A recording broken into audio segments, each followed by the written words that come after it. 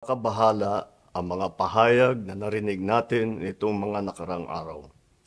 Nandyan ang walang pakundangang pagmumura at ang pagbabanta ng planong ipapatay ang ilan sa atin. Ganyang kriminal na pagtatangka ay hindi dapat pinapalampas.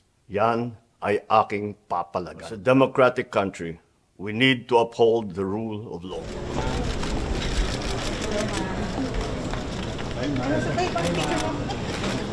Tapusin po namin yung plenary duties namin kasi kailangan na po namin. Reiterate our request for OBP personnel to sit together so that we can confer easily with each other. Administration, yung tungkol sa threat sa inyong buhay. We don't trust anyone anymore in this country. We don't expect justice anymore in this country. This is clear political harassment. This is clear political persecution. Pag-threat sa'yo, wala. Pag-threat sa kanila, national security.